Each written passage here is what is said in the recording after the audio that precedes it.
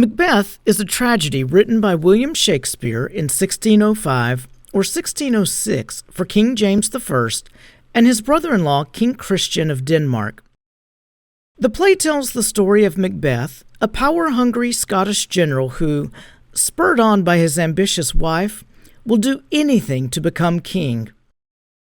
Macbeth remains one of Shakespeare's most read and adapted plays and is widely acknowledged as one of the great tragedies of the English literary canon. At the start of the play, King Duncan of Scotland meets a captain returning from the war with Norway. The captain informs Duncan of the bravery demonstrated by two Scottish generals, Macbeth and Banquo. Duncan is impressed and decides to give Macbeth a more noble title, Thane of Cawdor. At the same time, three witches called the Weird Sisters appear to Macbeth and Banquo on their way home from battle. They hail Macbeth as Thane of Glamis, which is his current title, Thane of Cawdor, and King hereafter. Disturbed by their prophecies, Macbeth asks the witches to say more, but they disappear.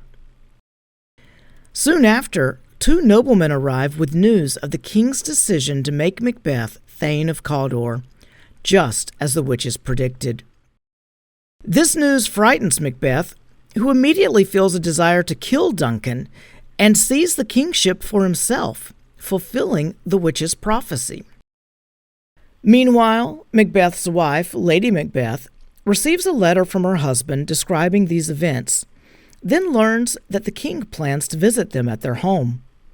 She immediately devises a plan to kill the king so that Macbeth can ascend to the throne, but she worries that he won't have the courage to actually commit the murder. Macbeth soon arrives, followed by King Duncan, and Lady Macbeth tells her husband exactly how they will murder the king that night. Macbeth is astonished by her cruelty, but resigns to follow through with her plan. That evening, Macbeth drugs the king's guards, creeps into his chamber, and stabs Duncan. Before and after the murder, Macbeth hallucinates and hears voices saying, "Macbeth shall sleep no more." Lady Macbeth is upset to learn that her husband was too frightened to follow through with their plan to frame the king's guards.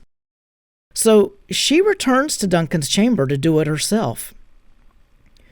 While Macbeth is racked with guilt over his actions, his wife claims to feel no shame, literally washing her hands of the incident.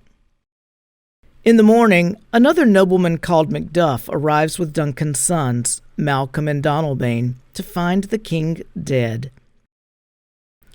Macbeth and Lady Macbeth feign shock, and Macbeth slays the king's bodyguards, blaming them for the incident.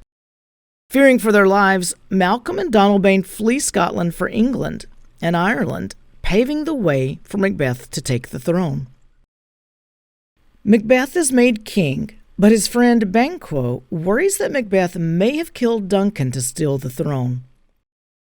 Macbeth, in turn, worries that Banquo may try to steal the throne for himself or for his son Fleance. Macbeth decides to hire mercenaries to kill them both. But that night at a banquet, the mercenaries inform him that while they managed to kill Banquo, Fleance got away.